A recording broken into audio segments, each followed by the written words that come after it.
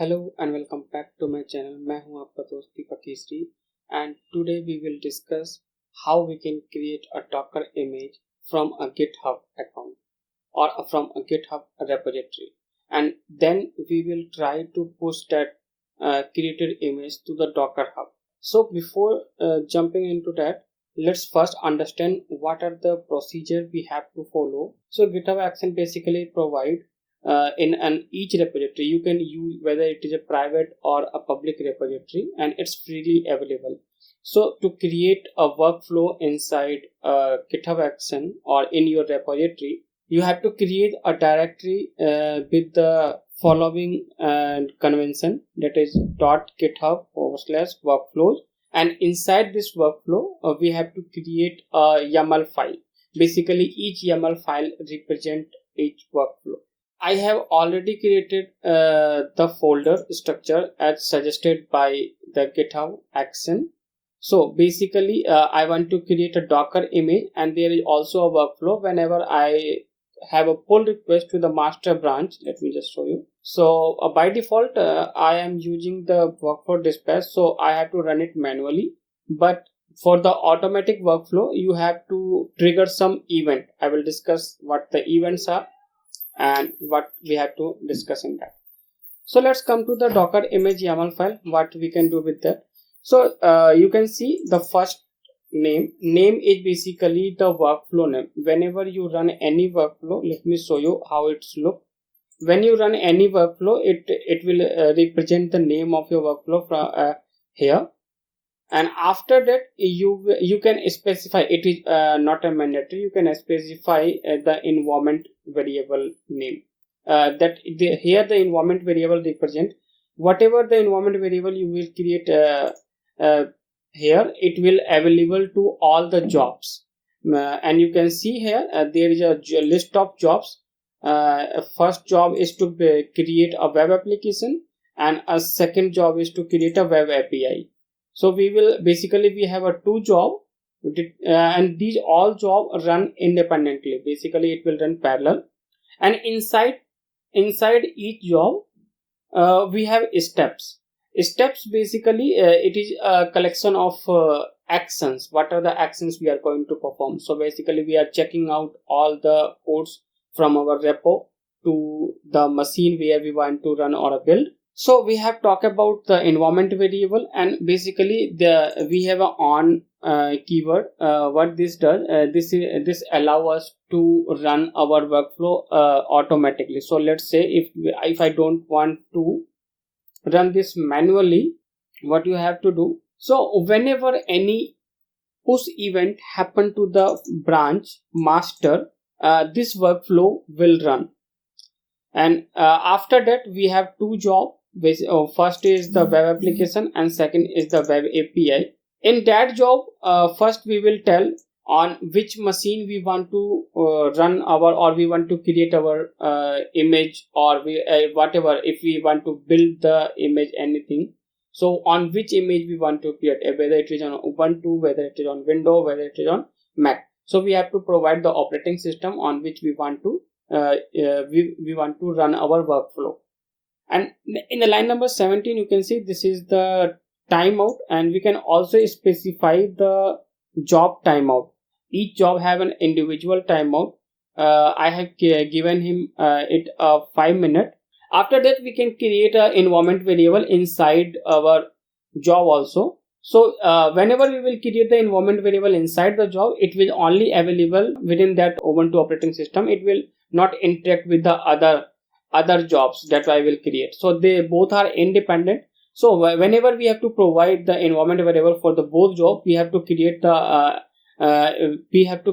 environment variable top of that. Here you can access the environment variable to all the job whenever you need it. So what I'm doing here, I am just creating the variables. You can also create the variable for your repository and a secrets also. Here you can see that I'm also using the secrets for the Docker and a password. I will tell you where we can put that secret into your repository. So let's jump to our question, that we have to create a Docker image, and then we will try to push that Docker image to the Docker Hub via workflow. So for this we need a 3-step. First step we are checking out the repository to the machine on a Ubuntu machine.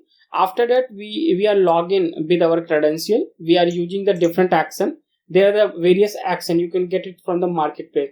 When you navigate to the right side, you can see that when you search the Docker, you can see various Docker action available, whatever you need. So I'm login. I want to log in. So I click on this action. You can see they also provide you some suggestion how you can use the login with that. So I have taken that command from this to our workflow. Whatever you needed, you can search it and then you can use that from there, whatever you need. So and when you have to push this repository, so you can use Docker image, and you can see this action will allow you to push that Docker image directly to your Docker Hub account. So but for my case, I am using our on run command. I'm building it and then pushing directly to the Docker Hub, because this GitHub action workflow, what it does, it provides you the Ubuntu operating system, and also the Docker are also installed and then operating system. So you don't need to worry about it. You can run your Docker command. You can run any command, whatever that command you need to create or build or deploy your Docker image. They are available because the Docker are already installed on that machine. So and the next thing what I'm doing in the next thing, this name specifically tells the step name whenever it's running. I will display you within a couple of minutes how this look. So in this step I'm using this pipe. By using the pipe, you can run the multiple command within that terminal. So if you don't use any pipe, so only one command you are allowed to run. When you have to run multiple command, you can use the pipe. So I'm just navigating to my Docker file directory. So let me show you here in a front end. You can see in a web app I have a Docker file, this here, and I'm just using the basic Docker command to build the image. And if you don't know how to build the Docker image from a Docker file, just follow this series, and I have already tell how to create a Docker image from an existing application with the help of Docker file. So what I'm using here, I'm using here the Docker build, and then after Docker username / and the image name. Here the image name I have provided, you can see this in the environment variable. You can see this is the image name store app, and after that, after this column, I have already provided the version to create the version, and after that I'm creating the 2 tag, one with the version specific and other with the latest one. You can see that after this I am providing the latest tag. So you can create any tag within one command, and after the giving the 2, it will create your Docker image with the 2 tag. And after creating the image with the tags, what you can do, you can use the all tags parameter when you are pushing your Docker image to the Docker Hub. It will directly push all the tags to your Docker repository. So these are the command. I will paste all these command to the description, or I will just paste the link to this file so that you can easily access that file whenever you need it. So in this I'm just creating the Docker image for the Angular application, and then after this I'm creating the .NET Core Web API application, and then directly pushing that to the Docker.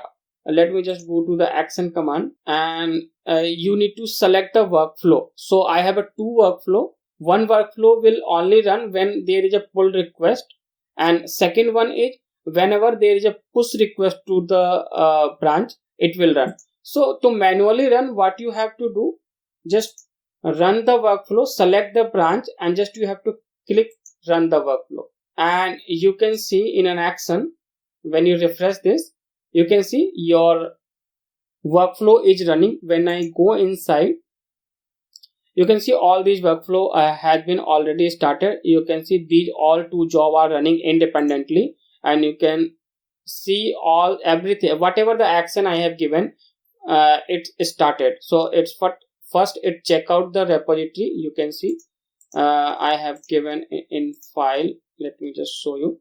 First is the checkout the repository. It is doing the same thing. After that, you can see it's login to the Docker Hub. You can see we have given the action. So whatever you will give the action in an step. It will run synchronously one after other, but your job will run independently. But there is also a way that we can depend result of one job to the other job. Let's wait for a couple of time. After we can see that our image is directly deployed to our Docker Hub. I will show you. You can see our application.